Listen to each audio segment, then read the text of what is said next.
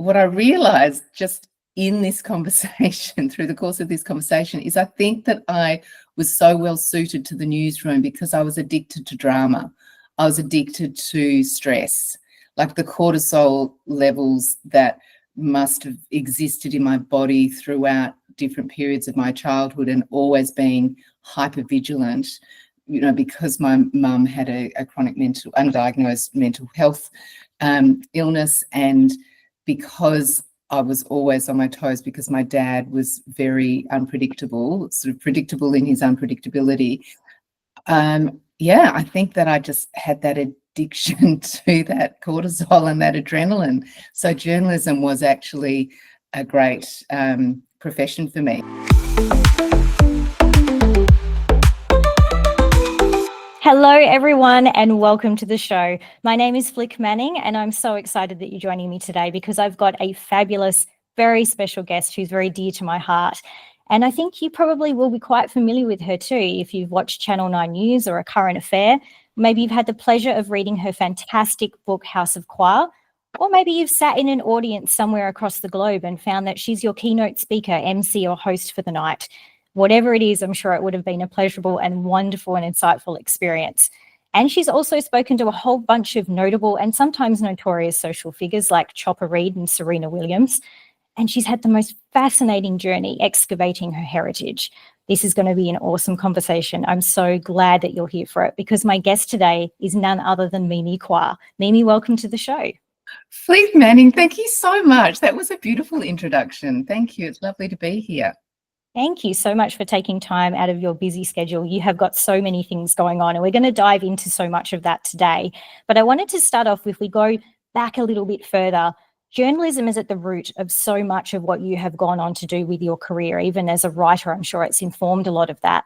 And in fact, you were the first female Asian heritage anchor on Channel 9 News. And you've referred to journalism as being your weapon of choice, which I think is just so fascinating. So can you take us through what drove you in the direction of journalism in the first place and why you see journalism as your weapon of choice? So I'll just make a slight tweak there to the description. So I was the first person of Asian heritage on Network 9 on their news. And then I went on to read the news with the ABC for the best part of 20 years, and which the ABC, as we know, is a bit more of a diverse platform than commercial media has been known to be. And in terms of, somebody else wrote that description of me, that journalism was my weapon of choice. I don't really even like the word weapon because it sounds so combative, but I suppose it was well-meaning in that they were just trying to describe me as choosing journalism as my purpose and my way to navigate life and the world, and to hopefully cut through and help others with my truth-seeking. And I think that is, as you so, put it so well, like it really is at the root and at the heart of, I suppose, who I am. And I'm just really lucky that I've been able to find a career in an industry that allows me to really explore that and to really align, that's really aligned with my values and what I've always wanted to do. So, yeah, I feel very privileged that I became a journalist. It seems like, it's been decades now, 25 years, I think, since my first news story. But I've been writing ever since I was a little girl. And so it was very natural that my journalism, like with many journalists, my journalism has led into a writing career, as in writing books. So that's amazing too, that I'm able to live out a dream doing that. So yeah, it hasn't all been roses on the journey, that's for sure, but I do feel very fortunate. That's interesting. That's so interesting. And it's actually really good to have that clarification around that terminology, weapon of choice too, because I thought, gosh, that's such a strong way of looking at it, but then I also related it to some of the experiences I know that you've had throughout your career and even throughout your personal journey, childhood and into adulthood, and thought, well, yeah, you were, at times you could look at it and say you were really up against things. And it sort of just makes me think about, obviously you did have that time on ABC where there was probably more diversity, as you mentioned there, but in that commercial realm, Was it something that you really looked at and thought, there isn't representation of someone like me, and so, I'm going to go and change that? Was it sort of something that inspired you, or was it just happenstance that the ducks all lined up in a row for you? It was a bit of both, but definitely I could see that, you didn't need to be a genius to see that there was no diversity on commercial television at that stage. This was 1999, the year 2000, around that time. And I first got a job as a cadet with the ABC, and I did a year with the ABC, and that was wonderful. That was incredible training. And I'd been selected from 3,200 candidates. I'll never forget that number because I could not believe that they chose me. And then I did a year with the ABC, and then Channel 9 and Channel 7 and Channel 10 all offered me a job to go over to the dark side, as they say. And I went to Channel 9. They, to be very brutally honest, they were going to pay me a lot more. It seemed like a very exciting move. I absolutely love the ABC, and I did go back to the ABC in the end, actually, for much more of a lion's share of my career than I spent at Channel 9. But my first day at Channel 9, my boss said to me, and this is coming back to your question and comment about diversity in commercial TV. First day of Channel 9, my boss said to me, "You're the first non-bloody wasp I've ever put on television, and don't get any fatter in the face." And then he walked off, and I went, "Oh." Wow, what an introduction to commercial television. I mean, there was nothing subtle about that. No, not at all. But this was the same boss that used to leave diet books on female journalists' desks and cut off the neckties of male journalists if he didn't like the colour of the tie. It was a pretty rough time to be in journalism, but also an exciting time. So wow. there's a lot of gratitude that you have when you're doing a job that you would actually pay to do, and you're getting paid to do it. And then and then there's the misogyny and the difficulties and the all of the things that every workplace has worked through or is still working through in terms of systems that need to change and attitudes that need to change, and diversity and inclusion in workplaces that has been slowly evolving, and definitely in commercial TV that was screaming out for change. But that, and I hate this expression because everybody uses it, but that was the way that it was.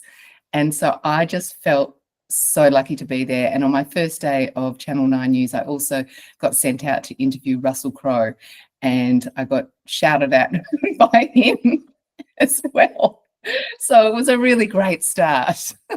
My gosh, what an intense introduction to commercial TV. I can only imagine the amount of adrenaline that was pumping through your system on that day, and just probably feeling like you're in a whirlwind almost compared to what you'd come to. So given that that was your first day, I mean, a lot of people would have been probably terrified by that experience and really questioning, have I made the right decision? How am I going to handle this? So how did you traverse that from a mindset perspective, given where you had come from previously with journalism and suddenly finding yourself in a new world to a certain extent, with obviously a whole heap of different rules, thoughts, and preconceived notions about how you should behave, how you should look, all of that kind of thing?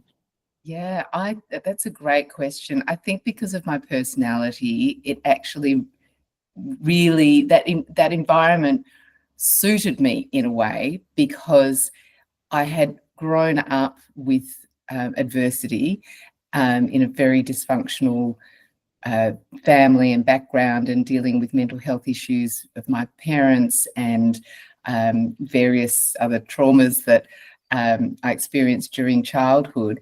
So somehow I developed the resilience along the way and would thrive when I hit challenges. And the challenges that I was encountering in TV, they were nothing really compared to, I mean, I shouldn't say they were nothing, but compared to what I'd been through as a child, I think they were sort of fun challenges, and they were things that I don't think I was conscious of it at the time, but things that really drove me to excel more, because the more I was able to overcome within the TV world, the more work I got, the better stories I got, I guess, I created a career that has had great longevity within that world.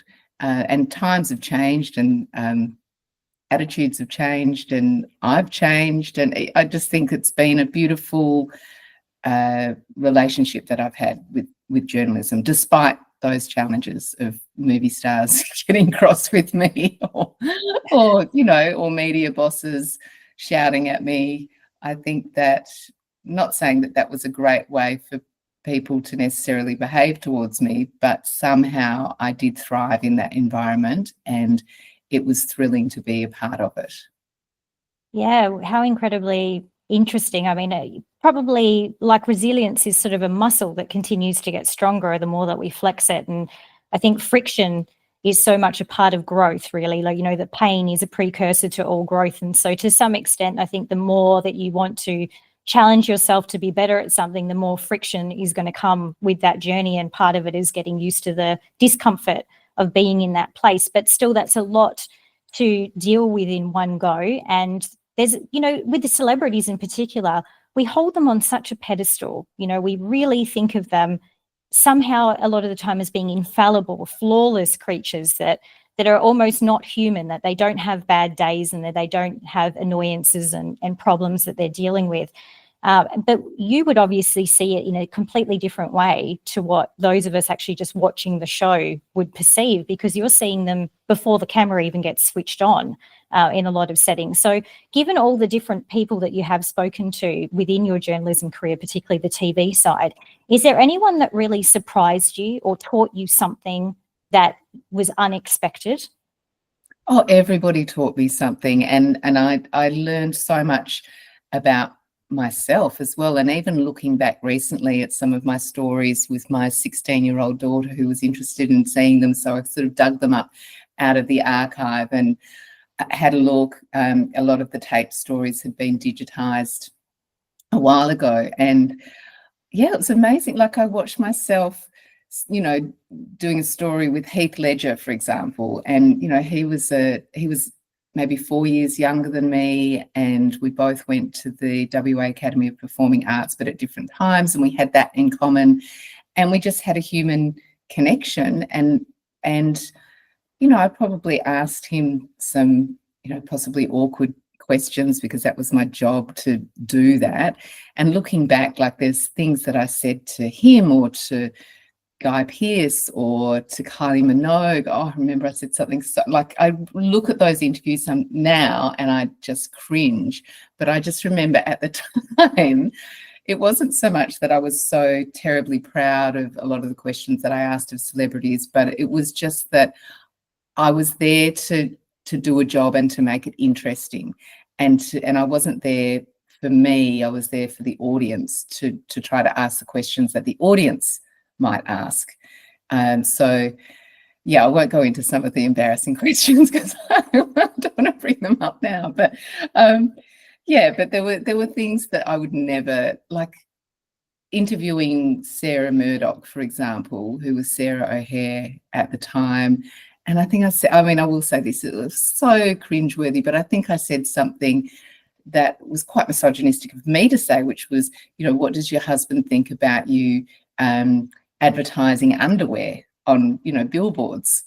And I just, it was a question that wasn't my question. I think that my news or current affair boss had sort of put that question in my notes, and I asked it, and I have to own it. Like, the things that came out of my mouth, I need to own, and I think that's been a learning experience.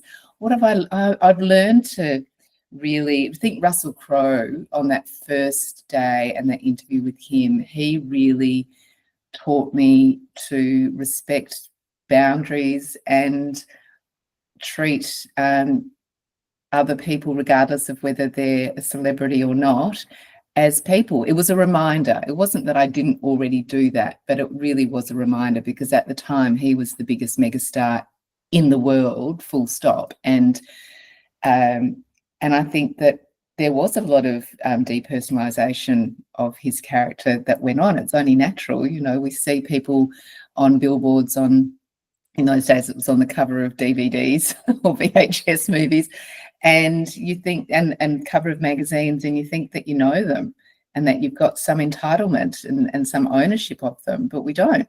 And that was a good reminder in my 20s that you know, that I needed to respect his personal space, his boundaries, and it's really not fair to just go up and ambush somebody, which is what I did.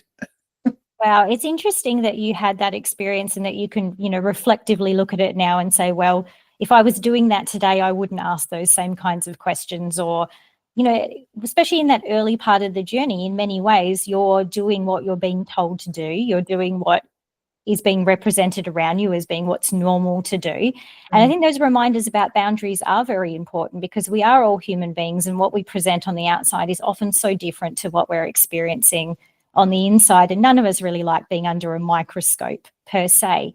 But yet this is interesting too, because even though you learnt obviously boundaries with other people in that journalism realm, when we look at your book, House of Qua, so much of this is about digging beyond what would be like a normal boundary and really excavating so much about your life.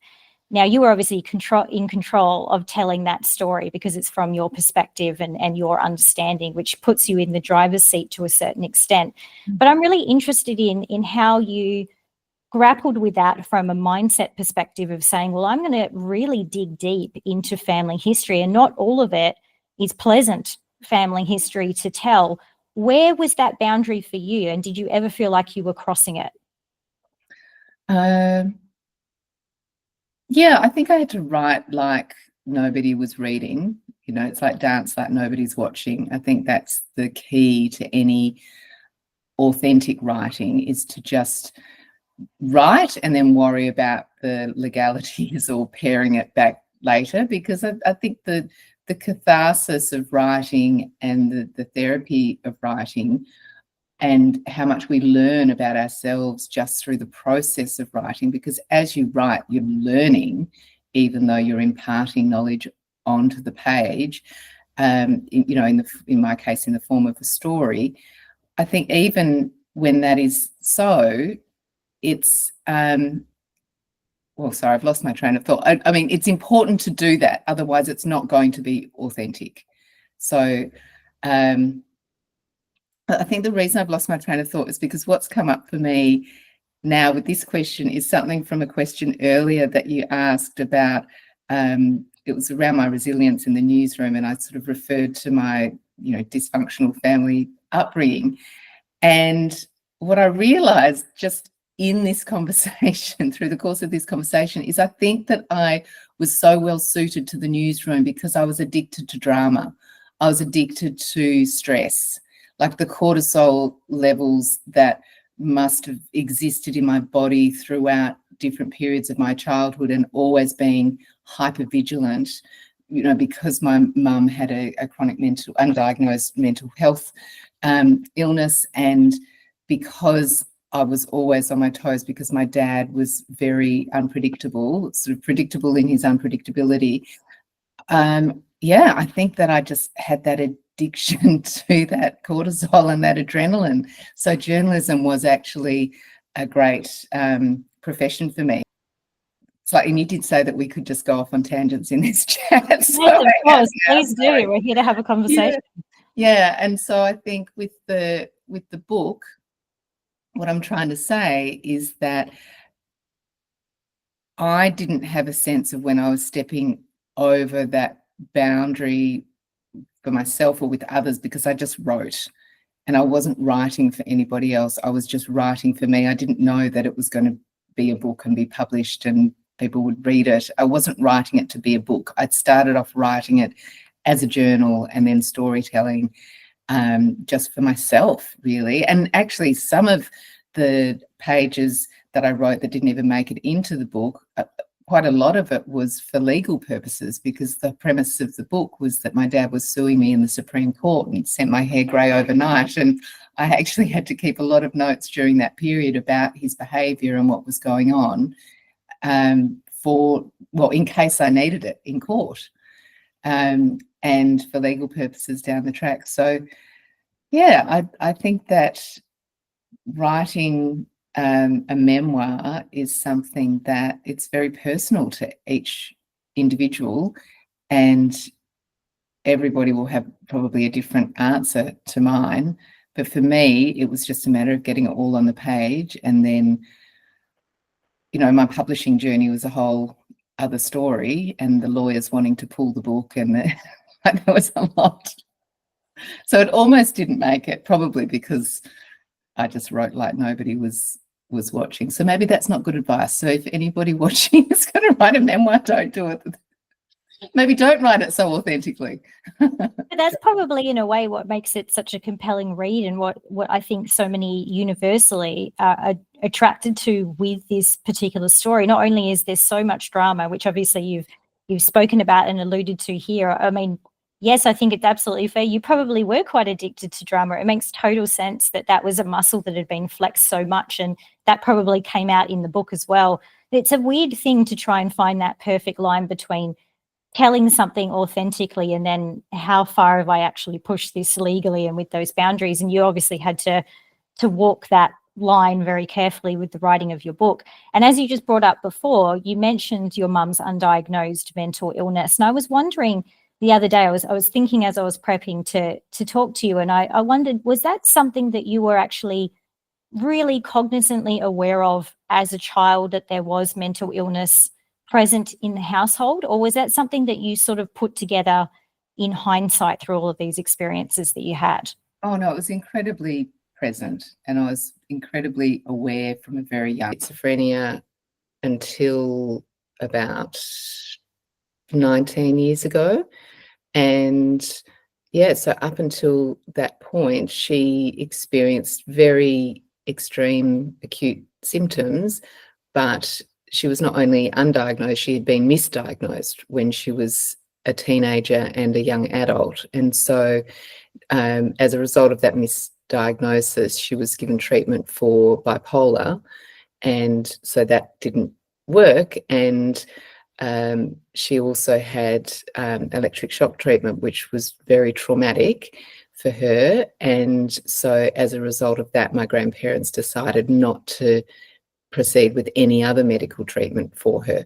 So it was a classic case of sweeping it under the carpet, which has happened in so many families with, history of mental health issues within the family. And it's very, with hindsight, I can see how sad it was for me to grow up in that environment, and how sad it was for everybody else in that environment to not feel confidence in the mental health system to get the proper diagnosis, or to keep trying to get support and get help. They just gave up. So I think it's a far too common story, and it's something that now that I've got the benefit of hindsight, now my mum lives with us and she's well, and she's being diagnosed, and she takes her medication, and she lives a very fulfilled life. And I've got 4 children, so she's got 4 grandchildren that she's helped raise, and so that's really given her purpose, and she's been able to have a second chance at motherhood in a way, because she wasn't well enough to parent me in a way that I really needed at the time. So so there was a lot. Yeah, there's a lot in there. Isn't there? There's definitely a lot in there, but I mean, it's sort of, in some ways, my experience of speaking to people that have gone on to do quite ambitious things. Maybe they've had multiple pathways in their career, or they've become famous, or they've, created businesses that lead to huge impact globally.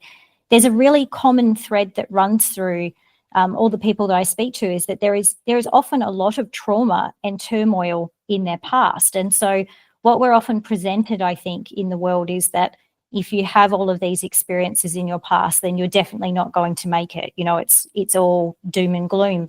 And of course, sadly, that is the case for some people that maybe don't have access to the help that they need. But then there's other people that it's almost like it forges diamond, you know, like the tougher it is, something magical comes out of that. And I can sort of see how that has happened with you in so many ways. But one of the big things that just impresses me so much, and I think will be very interesting for the audience to understand, is that you've had these experiences with your parents, obviously the mental illness with your mum, which was clearly very traumatic, but you've also had these very deep and traumatic experiences with your dad, like him suing you in the Supreme Court of Australia. And yet you have a relationship with both of your parents, and that you've actually said that you were quite grateful, I believe, of your dad for actually suing you. How do you go from being in that trauma, which many people would think is the worst levels of trauma that you can experience because it's at the hands of your own family? How do you go from there to actually still having a relationship with them and in fact being grateful for those types of experiences? Well, I think I had to break down to break through, as they say. So when my dad did sue me in the Supreme Court of Australia, I had, best way that I can describe it, I had a mental breakdown. I needed psychological counselling. I went to see a psychologist sort of throughout the time when we had court proceedings going on. I went on long walks. I undertook a lot of self-care, but ultimately I think what I found was meditation and spirituality. And I found that that is what helped me find forgiveness for my mum didn't require forgiveness as such, but maybe it was just that sense of gratitude for her just doing the best that she could do with what she had at the time. But I did find forgiveness and gratitude for my dad as well. And I sat with him after the book came out, and we'd sort of eventually reconciled. Luckily, he didn't sue me or HarperCollins.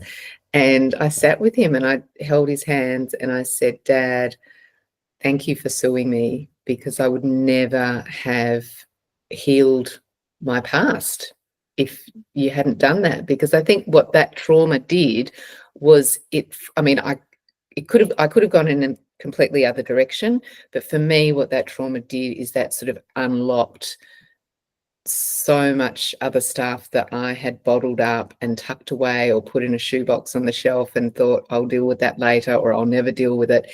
And my entire past just sort of came back to haunt me, bite me, whatever phrase you want to use. And I had to sort of look at it and examine it and deal with it. And that was really the greatest gift that he could have given me, really. Because I wouldn't have done it otherwise, because I was living a very nice life. Just and rightly so, because you'd certainly worked hard and you'd earned that. But what an experience to go through, I guess, that sort of unraveling of self and identity and the sort of rebuilding or the excavation of that period. Would you say that that was sort of just something that happened over that period of time, or was there sort of a significant like aha moment that occurred to you where you realized, well, this is the point where I have to actually tap into compassion and empathy and forgiveness here in particular? Or did it just sort of roll its way through and you found your way to acceptance, I guess, along the journey? I had an aha moment when I was doing some yoga on my balcony one day, and I was just stretching and, doing downward facing dog or something. And I just broke down in tears and I was just sobbing, and I just felt at my lowest point. And I think it was at that really low point that there was this inner peace that came. It was almost like I just felt I couldn't break anymore. And it's like when the cracks show, that can allow the light to come in. And I think that that's when I was just sort of filled with this kind of supportive sense of godliness, or there was a real peace that came with it, which didn't seem to marry up. If I was to try to intellectualize it, it's like, hang on, this doesn't make sense. I'm having a breakdown. How can I just sort of suddenly feel this peace and release? But I just think that I really maybe I left my body in a sense, and I was just the observer. I was the conscious awareness that was witnessing this human being who is me, my body actually break down before me. And I was just seeing that, hang on, that is not who I actually am. I am the conscious awareness. I am not the conditioned human who is crying right now. And so I think that realization brought me such peace that I wanted to then explore that, because that sensation didn't last for longer than a few moments, I'm not sure. But the fact that I'd experienced that meant that I knew what life could be, or I knew the truth of something beyond what I had ever recognized before.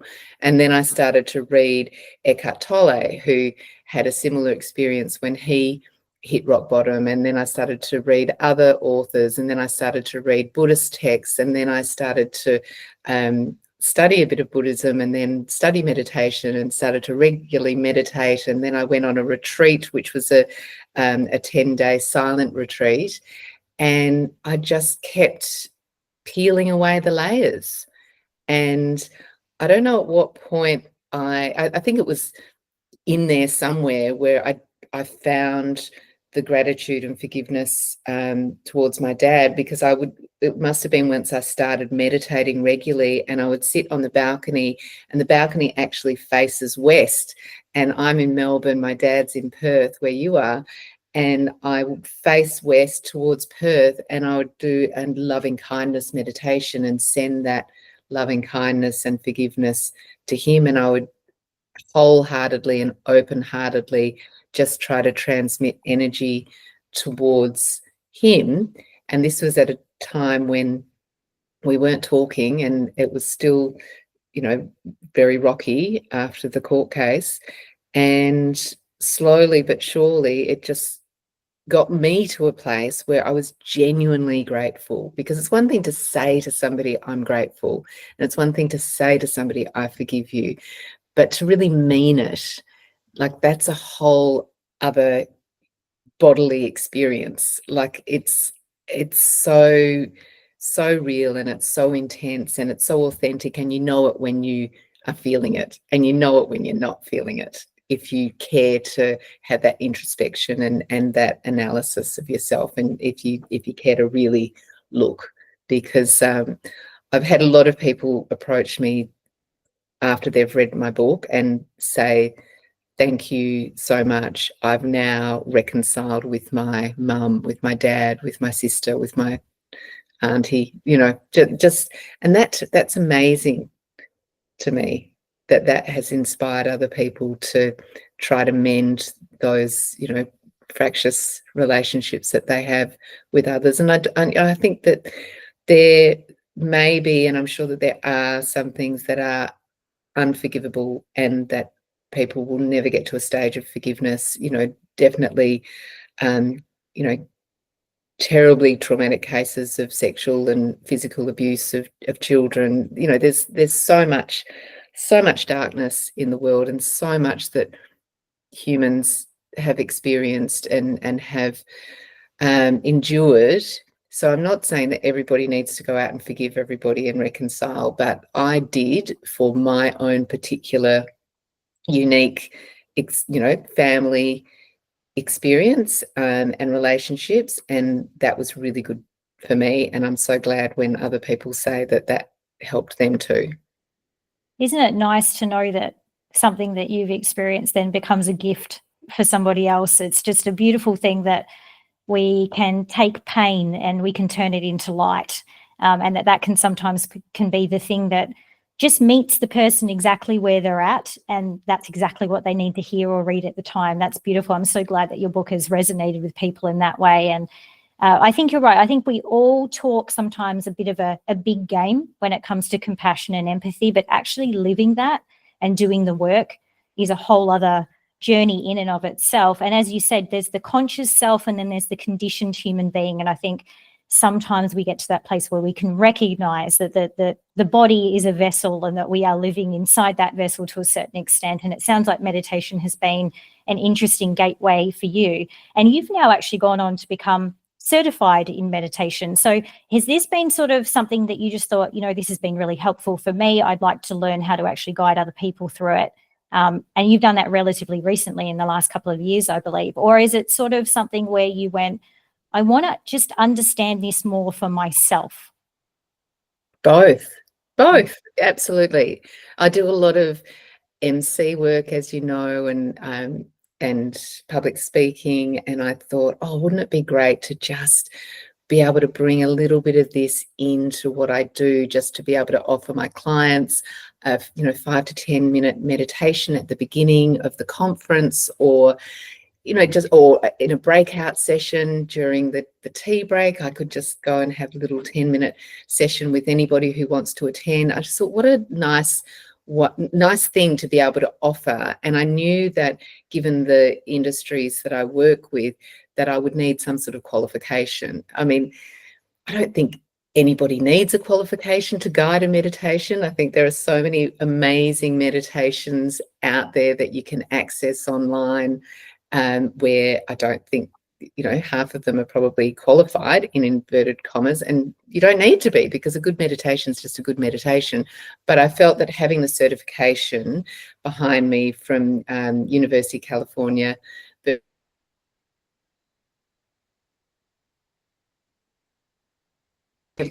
Berkeley, and I studied for 2 years under the auspices of Tara Brach and Jack Cornfield, who sorry, Mimi, can I just stop you? Sorry, where your internet froze and I lost the whole first part of your answer to that question. So would you mind just sort of pretending like as if I've just asked you about meditation, and then feel free to just free flow and we'll kind of edit it back together. Yes, so both. So I definitely wanted to be able to bring meditation to the conferences that I host. I'm an MC at lots of conferences. I do lots of events where I'm public speaking, and I thought, wouldn't this be so nice if I can actually be qualified to guide people through a meditation and just offer that little 10 minutes at the beginning of the conference, or a session in a breakout room for whoever wants to join me. And I knew that if I actually got a verified qualification, that I would be taken more seriously. And so I studied for 2 years under the auspices of Jack Cornfield and Tara Brach at the University of California, Berkeley, and I got so much out of it. So it's both, because I wanted that qualification, but I wanted to deepen my own practice, and it really did that. And I actually miss it, because we had this beautiful cohort internationally of about 700 people who are studying this 2-year mindfulness meditation teacher course. And I had like a little, I guess like at university, you have a little tutor group of people. And we would meet online twice a month, and, we'd meditate and we'd talk about the texts that we'd read and the different issues that we were learning about in meditation. And it was just incredible people go, oh, how much could there be to learn? Well, wow, it was incredible. We did a whole diversity, equity and inclusion unit. We did units around gender identity, units around money. There was just so much. And it's amazing how there is a meditation literally for anything and everything in someone's life. It's not, I think the forgiveness and compassion are my favorites, but there really is a meditation for any issue that anybody has ever. I completely agree with you on that. I think it's such an amazing conduit to self-discovery, to feeling like you're both an individual and part of a collective, the connection to the world, connection to one another. It's actually very profound, and the more that you do it, I think the deeper that well actually becomes. I don't know that there is an end to what you ever learn through meditation. I think that just actually keeps progressing and going. Has that then inspired you to, impart the meditation to your children, for example? Is this something that you do with them, recommend to them? What's their experience, I guess, of having a mum that has done all of these things and also is now a meditation teacher? I definitely recommend it to my children, and I don't know whether it's because of me or just because of, like now at school, they'll have meditation at school. It's something that people just speak openly about. It's not considered to be woo-woo these days. It's fantastic. There's apps like the Calm app on your phone that, my kids listen to, not all of them now, but at different stages, they've all listened to different sleep meditations before they go to bed. And I have, like, one of my kids meditates regularly, just like lies out in the garden, and if you disturb him, he'll be a bit grumpy and say, "I'm meditating," just like, hang on, isn't it meant to make you really calm? How brilliant, though, to be in this era where we've seen that change. And I think, you and I have both seen that development where meditation, breath work, all those things they were very woo-woo, and it was like taboo, and we don't want to be labeled with those things because people will think you're a bit too strange or they won't take you seriously. And now we have teenagers and children that are embracing it, talking about it, actively doing it. It's quite impressive to see that arc that these sort of things have taken, particularly when you consider that meditation itself in many ways is an ancient art form that it was being done across the world in a lot of different ways, and then we decided to label it as very strange and bad, and then it sort of has come back again. Do your children understand, I guess, the impact of everything that you've experienced broadly? I'm sure some of them will have memories of some of that traumatic time that you have gone through. So I'm just sort of thinking, with all the things that you've learned and experienced, from meditation to different principles and practices that you've had to put in place to traverse all of this trauma and turn it from dark to light, have they taken things from that, do you think? Have they spoken to you openly about what those experiences have been for them? I don't know what exactly they've taken from it, other than just an appreciation for maybe the colourful past that I've had and how hard I've worked to try to give them as stable a home environment as I can, with the level of consciousness that I have and that my husband has. My eldest son has read House of Crowe, my memoir. My second son, who's 19, he's just gone over to LA for a while, and he took my book with him on the plane. So I'll see. And then my 16-year-old actually said to me the other day for the first time, she said, "Oh, I think I'm interested in reading your book. Do you think I'm old enough now to read it?" And it's actually in her school library, but it is for older readers. So I would say, or actually my daughter's 17 now. So, I said to her, yeah, I think you are old enough to read it, but maybe just wait until the school holidays or something, when you haven't got so much study. Tiger mum. And so I know that I'm not really directly answering your question, because I'm not telling you what it is they've taken, but I just think I hope to, and I haven't consciously done this, but I do hope to have led by example.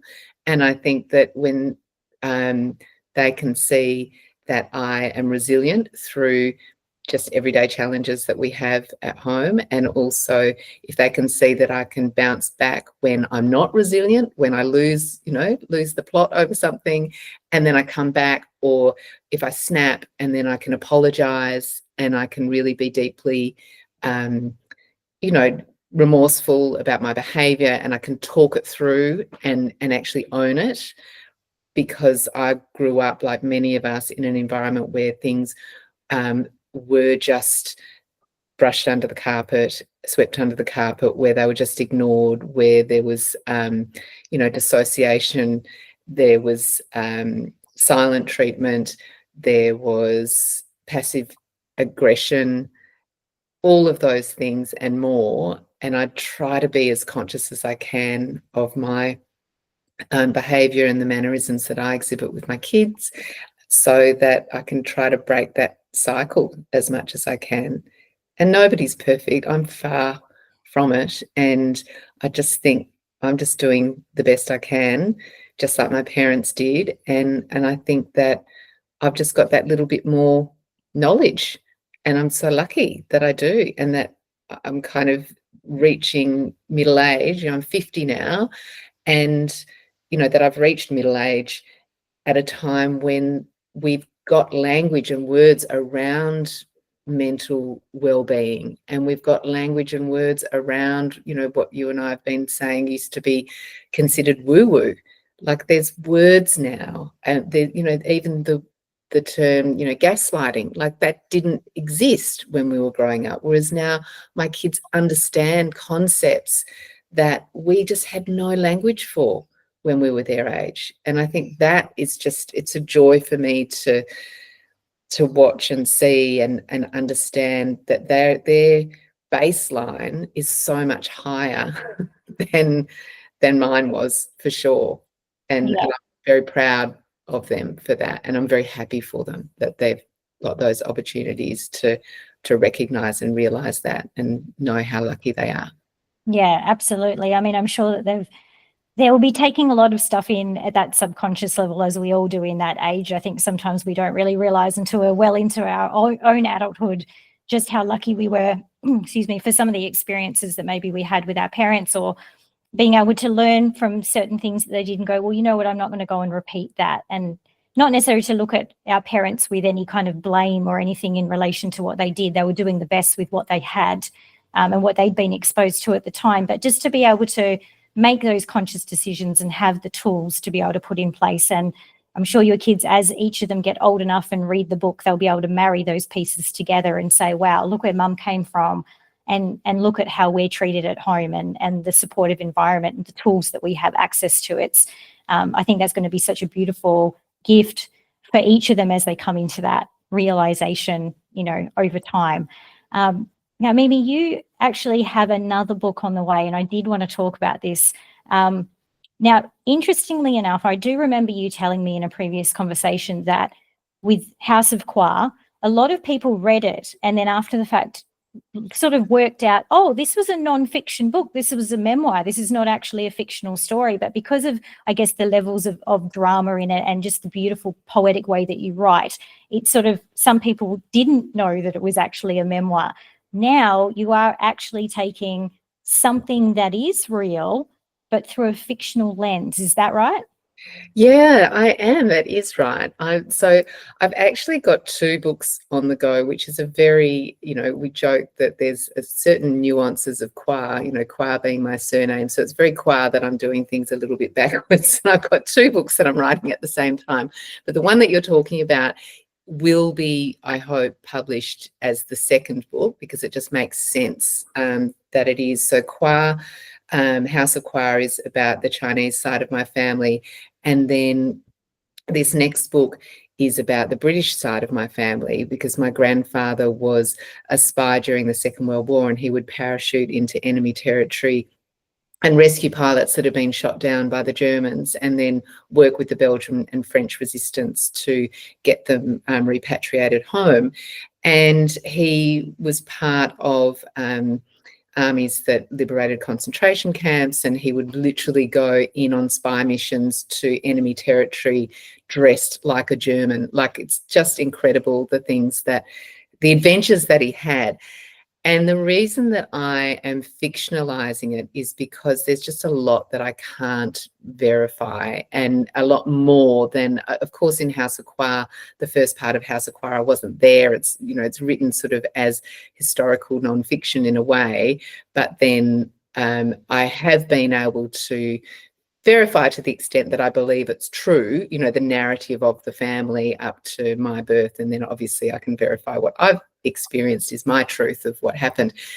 Whereas with this new book, there's just too much that is a bit ambiguous. You know, my granddad would sit down and tell me stories, and he has written down one of his missions, which is an incredible mission with this a beautiful Belgian woman who was a spy after she became a spy, I think it's like age 19 or 20, after her husband had been killed in front of her by the Nazis. And so she was happy to give her life, well, not happy to, but she basically pledged that she would rather die than let the Germans win the war. So she went on a couple of missions with Granddad. My granddad wrote about those missions, and so I'm incorporating that into the story too. But because my granddad, he wrote beautifully, but he wrote in and of the time, And so the language is a little bit, not so much archaic, but it is a bit old-fashioned, and it is a bit harder to read than maybe what I would enjoy reading these days if I was picking up a book off the shelf. So to honour him, but to also try to have as broad appeal as possible to as many readers as possible to be able to enjoy and appreciate his story, I'm kind of weaving it in to a sort of a fictional narrative, and I hope that it works, because at the moment I'm just sort of in the mud a little bit. And the third book that I'm writing is about my healing journey. So I have House of Choir about the Chinese side, the book about Grandad, which is about the British side of the family, and then the third book is working title, it's Tiger Lotus, and that is about my healing journey, all of the different ways that I have tried to heal, found healing, and a lot more experiences in that one about my journalist days, actually, because really in House of Choir I just skim over that, and some people go, oh my gosh, but you interviewed Serena Williams and Russel Crowe and all of these celebrities, but you just don't talk about it, because people pick up my book, and particularly people who know me as a journalist, and they think that my memoir is about my journalism, because so many journalist books tend to be, and very interestingly so. But my book's nothing about my journalism, really. So yeah, so the third book will incorporate a bit more of that, because it will unpack some of the traumas that a lot of people can relate to in the workplace, and it'll unpack as well what I've just uncovered here with you, that you've helped me uncover, is that addiction to drama and adrenaline. So I'll include that. Okay, well, I'm glad that I could be some use to you, Mimi. I mean, you're so insightful, and it's never endingly fascinating just how much rich history you have in your family, and such a well of drama and insight and joy and growth that you have to pull from in terms of writing. Sign me up. I want all of the books. I'm very excited to hear about these as they come along, and I'm sure anyone watching or listening to this right now will be like, not only am I getting House of Choir, I'm pre-ordering anything else that comes out by Mimi, and rightfully so. I'm just really interested then, two things. So I'll ask you two separate questions. The first one being about your excavation of the past, because obviously there is so much to pull from, but I think a lot of people probably go through their life not realizing that their own family history is a well of information. If they haven't been told these stories by grandparents, or maybe they don't have access to older generations of their family, they don't know that there's history there. And yet so many people that do this excavation are able to make more sense of who they are as a person in that process. So for you, was the attraction to excavating the past really about understanding yourself, or was it understanding your family, or a combination of it? What draws you to digging through the past and then bringing that into the present? It's a great question too. It was initially about understanding why my father would sue his own daughter. So it was trying to understand him. And so it was really unpacking his past, but in unpacking his past, what I was obviously able to realize later was also unpacking my past. So the consequence is that it helped me to understand myself much better, but the initial excavation began because I was trying to understand my dad. He was one of 32 brothers and sisters. I mean, even that for a start. And he was the youngest boy in the family. And, he'd lived through the Second World War, the Japanese occupation of Hong Kong for 3 years and 8 months. And even just that as a premise, once I started to understand what that must have been like, because these are things that I always knew growing up. I sort of knew the facts of the story,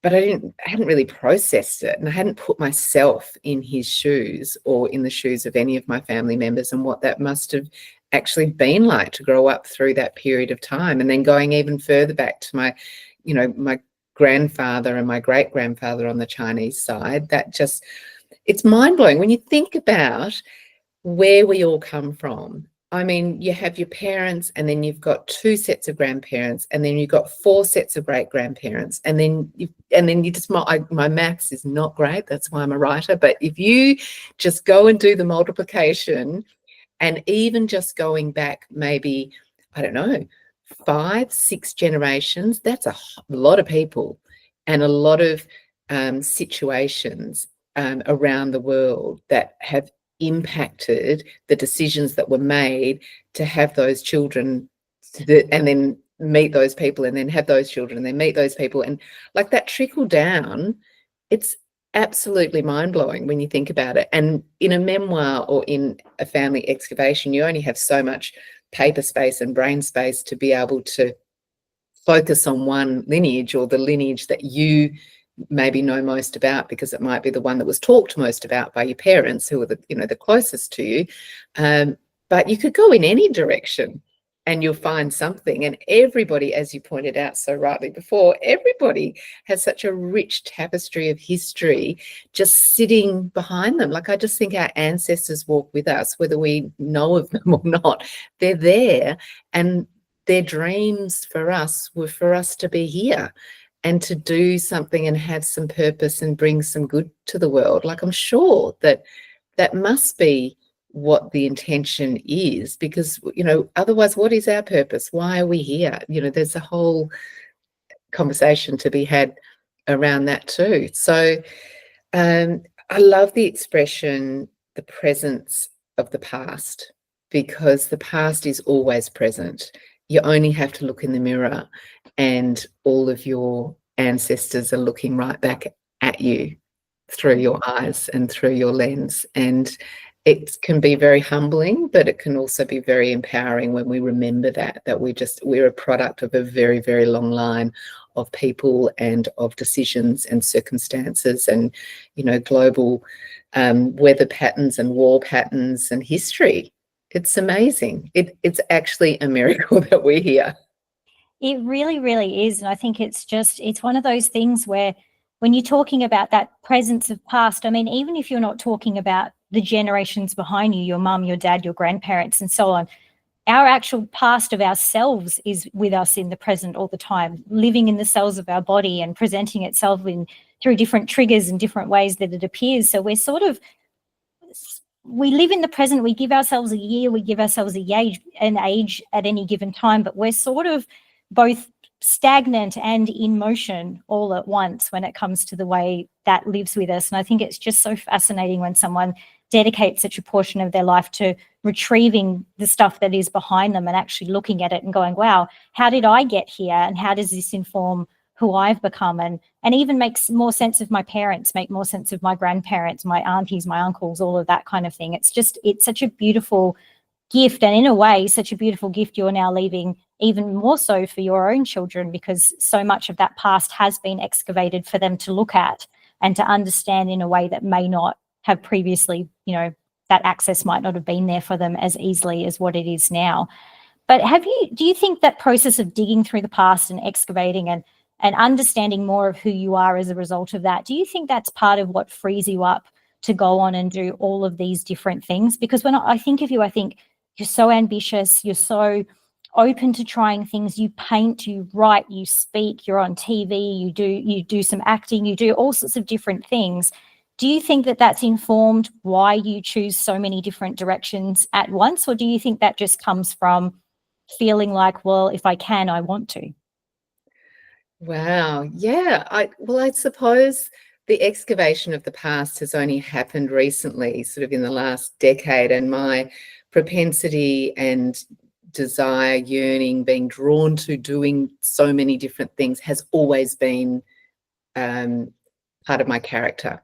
Like, I've always tried lots of different things, and I've always been up for having a go and new experiences and, you know, facing challenges head on. So now I think that since the excavation of the past, the healing process, you know, understanding exactly what you said about how our bodies are just sort of a legacy of the past, not only epigenetically and genetically, but also just of our own experiences. And the body does keep score in our cells and emotionally. And I mean, there's just so much in that. And so the healing process is never ending. But now that I'm on it and in it, and that I'm really seeing the positive results as I sort of keep doing the work and keep showing up for myself and for, others that I care about in my life. I think that I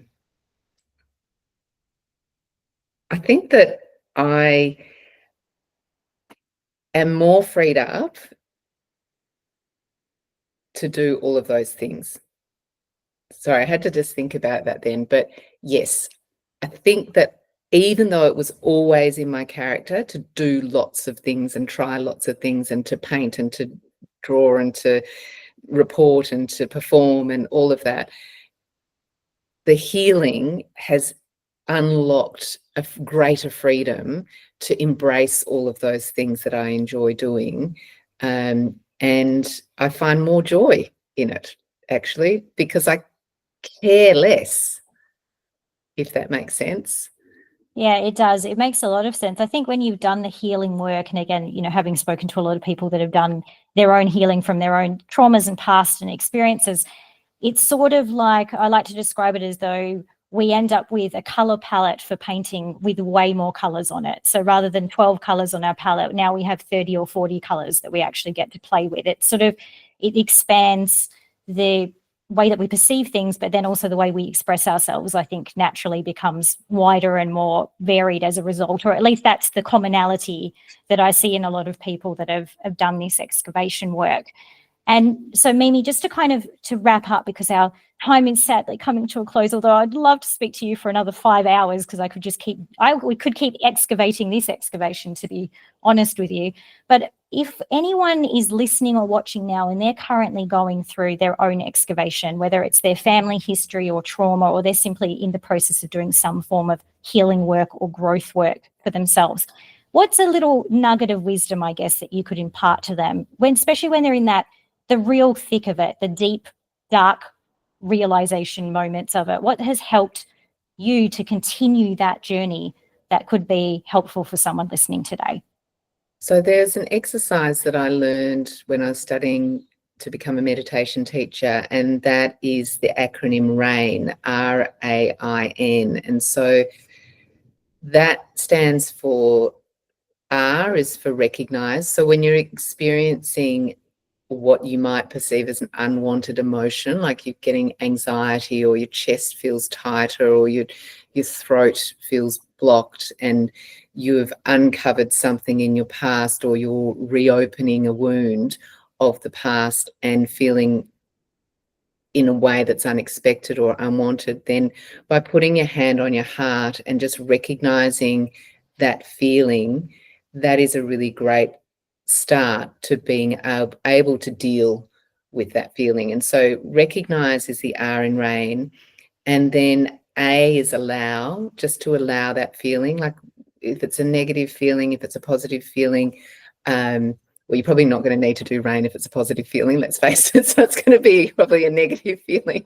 So then the A is to allow. So it's just to let it be, just sit with it and just allow that to exist, because that is actually giving that feeling and that energetic emotion, because feelings take up energy in the body and they have a certain vibration. And if you can just allow it, then you're going to get closer to letting it dissipate. And then the I is to investigate. So you've recognized, you've allowed it, and then you can investigate, and you can gently sort of tug at the corners and just have a little bit of a look under that emotion, and why am I feeling this tenseness? Why is this causing me anxiety? What is triggering this? And then if you can just take the time, again, I like to do it with my hand on my heart, take the time to just investigate where that's coming from. It might be a sense of, a typical one is not enoughness or rejection from, something that's happened in the past. It might not just be that direct relationship with that person. It's usually a lot deeper than that.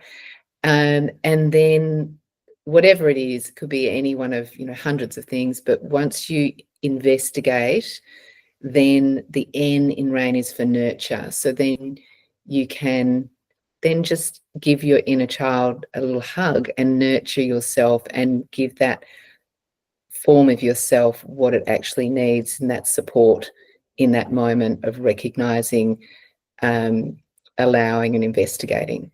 So I hope that that helps a little bit. There's a meditation for that, of course. Naturally, there's a meditation for that. Like you said, there's a meditation for everything, but I think that's such a poignant piece of advice, and thank you for imparting that. It's very helpful just to have something that's applicable. You know, it's not just a pie in the sky concept, but something that you can actually put in place when you're in those moments, because they are testing at times, especially when you're going through that experience. But like you've described, I think, so beautifully throughout this conversation, for those that are willing to undertake that excavation and have those tools in place or develop those tools as they go, it is such a rewarding process because it is expansive. It does change your perception, but I think it also does give you those extra colours to paint with. And so thank you for highlighting that so perfectly and poignantly throughout this conversation, Mimi. I've thoroughly enjoyed this. Thank you so much for being on the show today. Flic, thank you. You're such a wonderful conversationalist. I could really chat to you for hours as well.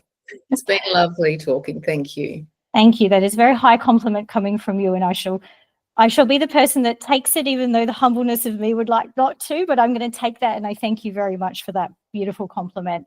Now, for those of you at home or listening wherever you are today, make sure that you go out and grab a copy of Mimi's book, House of Choir. It is also being developed into a TV show. Lots of things are happening in Mimi's world, so make sure you stay tuned. You can also go to Mimi's website, which is mimitv.com.au, so you can see all of the updates of things she's working on. In fact, there's some meditation stuff up there as well. So if this has piqued your interest, you're new to it, you'd like to develop a bit more of your skill, jump on, have a look at what Mimi's doing and get behind it as well. There's going to be so much more coming from Mimi over the next few years. I can feel it in my bones. I'm super excited for it, and it's going to be an absolute thrill to be able to watch that journey unfold. And I know that we're all going to be doing that and supporting Mimi along the way. Now, thank you very much also for tuning into the show today. I greatly, greatly appreciate you spending your very valuable time with me and with Mimi today.